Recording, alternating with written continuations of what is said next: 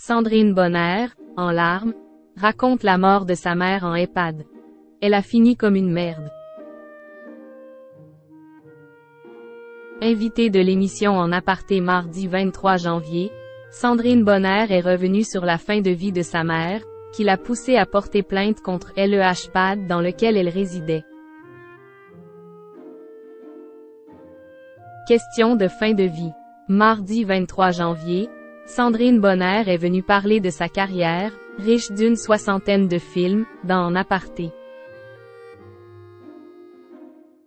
Mais pas seulement. L'actrice de 56 ans est également revenue sur la plainte déposée pour maltraitance et négligence contre l'EHPAD de Sainte, Charente-Maritime, qui a accueilli sa mère, Lucienne, jusqu'à son décès survenu en août dernier. Et plus particulièrement, sur la fin de vie de la vieille dame.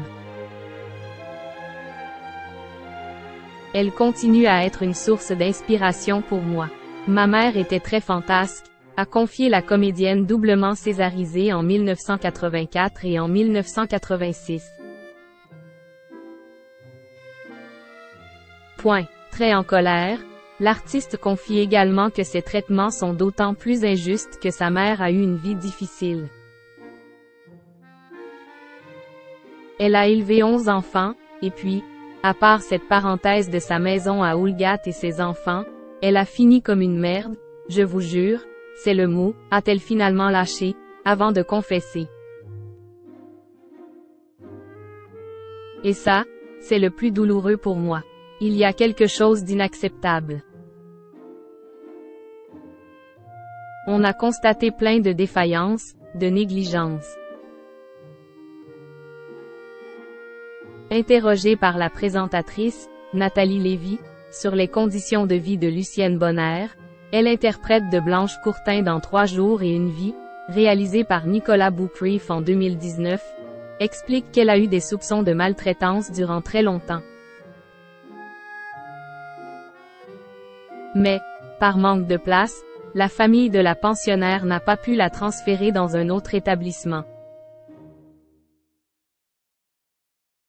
On a constaté plein de défaillances, de négligence, que ce soit au niveau de la toilette, de la nourriture, des soins médicaux, de la manière dont on lui parlait. A-t-elle finalement accent aigu NUM accent aigu R accent aigu? À son sens, c'est aberrant de finir comme ça. À la suite de quoi, la scénariste explique que sa mère s'est mise à décliner, comme c'est la plupart des cas pour ces personnes-là. Et de conclure. J'ai discuté avec un médecin qui m'a dit que la moyenne de vie en général dans ces endroits, c'est 2 ans.